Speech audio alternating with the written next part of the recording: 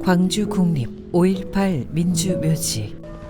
오늘 사람들은 한 소설가의 이름을 부르러 이곳에 모였습니다. 민중과 역사, 교육을 오래 붙잡았던 사람, 소설가 송기숙. 이제 그의 길을 장흥에서부터 다시 따라가 봅니다.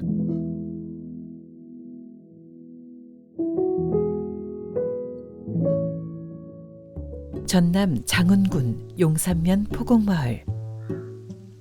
송기숙 작가가 어린 시절을 보낸 곳입니다. 그의 문학은 이 마을에서 시작됐습니다. 지금은 손을 본 집이지만 이 자리가 그가 자라난 생가입니다.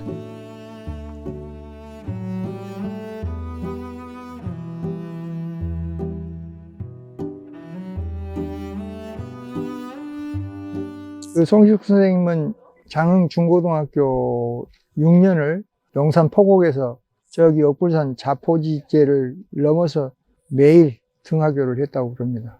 이 자포지제를 넘어오면 그 동학의 최후 격전지였던 석대들이 보이죠. 6년 동안 학교를 다니면서 장흥 중고등학교 최초의 국어 교사였던 김용술 선생님을 만나게 됩니다. 이 김용술 선생님은 송기숙 선생님뿐만 아니라 당시의 문학 지망생들이나 이런 사람들한테는 아주 많은 영향을 끼친 그런 훌륭한 선생님이었다고 합니다. 고등학교 3학년 때 그때 장흥 중고등학교 문예반이 처음으로 생겼어요. 그 문예반의 지도교사가 김용술 선생님이고 제1회 문예부장이 고등학교 3학년인 송기숙 선생님이었어요. 당시 학생이었죠. 그리고 2학년이 아까 한승원 작가가 그때 당시에 2학년이었고, 그래서 김용술 선생님은 그 문예반 활동을 통해서 문학적인 그런 학생들이 소양을 가질 수 있도록 아마 많은 지도를 했다고 그래요.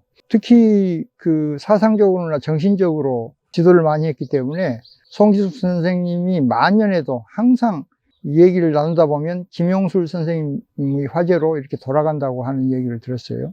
그리고 당시에 장흥 중고등학교 억불이라는 교지가 처음 창간됐거든요. 또 억불을 주도적으로 교지를 만들어낸 분이 송기숙 선생님이었습니다.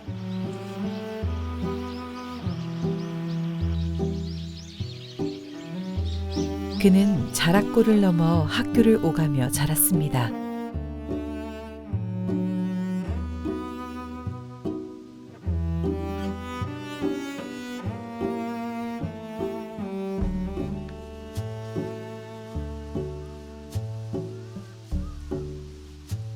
그 길에서 본 풍경과 사람들,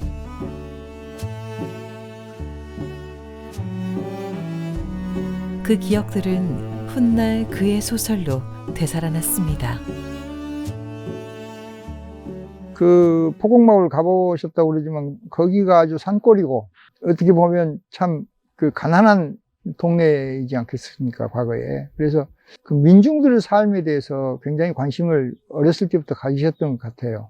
송기쌤의 고향인 자푸지를 배경으로 했던 자락골의 비가에서 송기쌤은 민중에 대한 의식을 일깨우기 시작합니다. 그래서 자락골의 비가는 송기숙 민중소설에서 민중의식이 싹 트는 지점입니다. 그 다음에 교육지표 사건으로 청주교도소에서 국어사전에 제일 아래 처음부터 끝까지 국어사전에 사모님이 보내준 샤프심을 나무젓가락에 끼워서 처음부터 끝까지 한 줄씩 쓰고 다시 쓰고 다시 쓰고 했던 게 암태도 소작쟁이에 관련된 작품인 암태도입니다.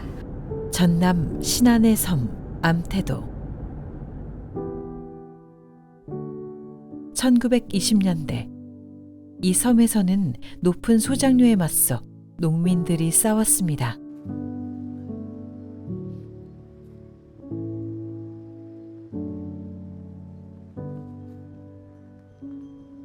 장편소설 암태도는 그 싸움을 따라가며 착취와 두려움, 그리고 버티려 했던 삶을 기록한 작품입니다.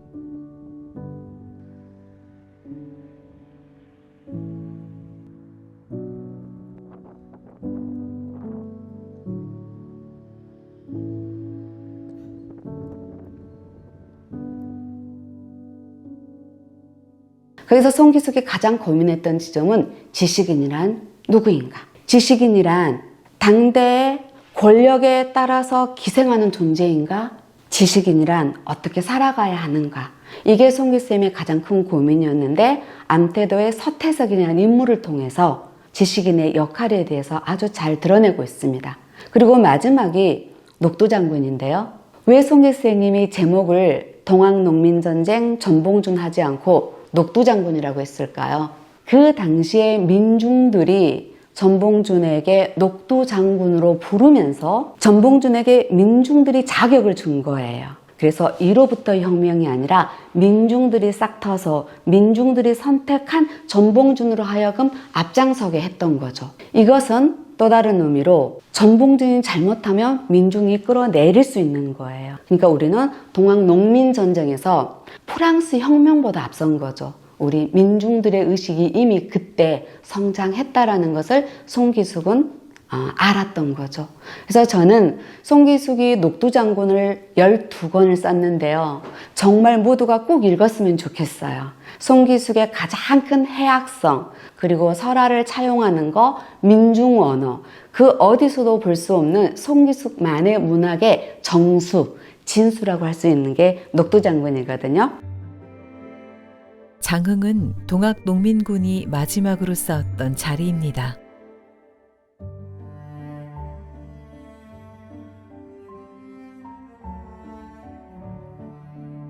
선비의 고장이면서 민중이 봉기한 고장.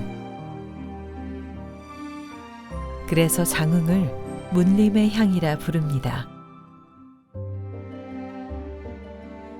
대하소설 녹두장군에서 그는 이 전쟁을 따라가며 농민들이 꿈꾸었던 다른 세상을 그려냅니다. 동학농민운동이 일어난 지 한 1세기쯤이 지난 1991년도에 세워졌는데 당시 이영권 의원하고 송기숙 작가가 주축이 되어서 세워진 탑입니다. 동학탑은 송기숙 문학의 어떤 결정이 녹아있는 탑이라고 할 수가 있습니다. 그런데 이러한 송기숙 문학의 전승이랄까요? 이것은 장흥군의 의향정신에서 비롯된 것이라고 할 수가 있어요. 선비들이 장흥 땅에 많았거든요. 나주 다음으로 많았던 곳이 장흥의 선비들이었습니다. 이 선비들이 추구하는 정신, 군자도 정신, 인행이라든가 구인이라든가 자기 수련을 통해서 참 지고한 정신세계를 추구하고 더불어서 국가 위기 때는 국가 위란을 극복하기 위해서 창의하고 또 참여하고 저항하는 이제 그런 이제 흐름으로 나오거든요. 동학혁명은 바로 외세 침입을 막아내고 그리고 썩어빠진 또는 관리들의 부정부패, 왕도 정치를 혁신해서 새로운 세상을 만들겠다는 것이 동학세상이거든요. 이 동학운동에 참여한 것이 결국은 장흥군의 전통적으로 내려온 의향정신, 또 선비들의 정신이었다고 할 수가 있어요. 이게 현대에 넘어와서 민중문학, 저항정신, 그 참여정신을 계승한 작가는 한승원과 송기숙이라고 할 수가 있어요. 특히 한승원은 어떤 삶의 생존에 대한 것을 많이 넓혔지만은 송기숙은 민중문학에 대해서 지평을 확대하면서 민중문학을 대표할 수 있는 작가로 자리매김할 수가 있었어요. 장흥을 떠난 뒤 그는 전남대학교 국문과 교수가 됩니다. 1978년 동료 교수들과 함께 우리의 교육지표를 발표합니다. 유신체제 아래의 교육을 향한 질문이었습니다. 그는 말해야 할 순간을 피하지 않았습니다. 그 선택은 파면과 구속, 그리고 교도소 생활로 이어집니다. 문학과 삶을 다르게 살지 않은 사람이었습니다.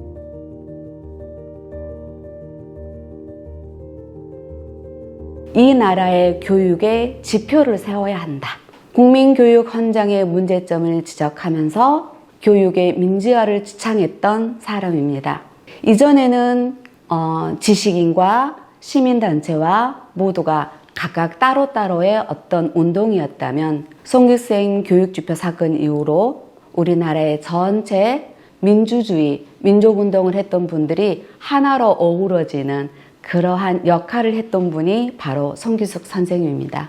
또 송기숙 선생님은 5.18 강주민주화운동 때 시민수습위원회로 활동을 했기 때문에 두 번째로 감옥에 가기도 했는데요. 정말 중요한 건 강주 5월 민중항쟁 사료 전집이라는 피 맺힌 500명의 증언을 1987년부터 시작을 해서 1990년대 원래는 5월 민중항쟁과 관련된 그들의 기록을 구술된 기록을 남기고자 했는데 허락해주지 않을 것 같아서 선생님의 그 유쾌하고 해학적인 이름 한국 현대사 사료연구소를 만들어서 그 500명의 증언을 기록으로 남겼습니다.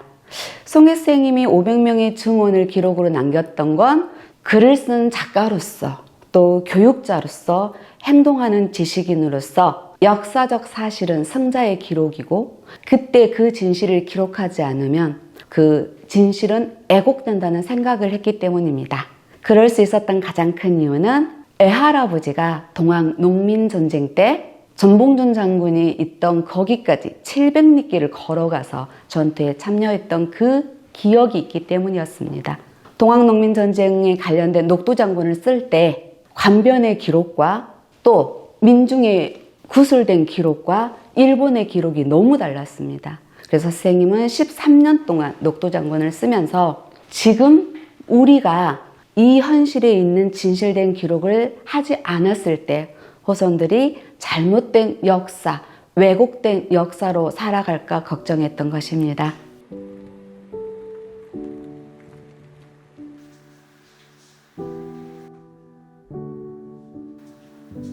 (1970년대) 농촌과 섬, 1980년대 광주와 5월.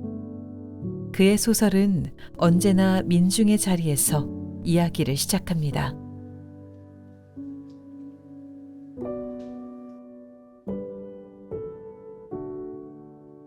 문학은 그에게 약한 사람들의 삶을 붙잡는 일이었습니다.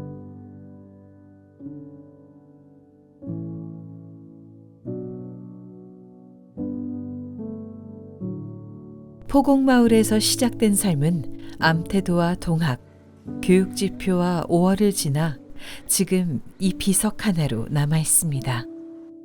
행동하는 지식인 송기숙. 그가 남긴 문장과 행동들은 오늘을 사는 우리에게도 조용히 말을 걸고 있습니다.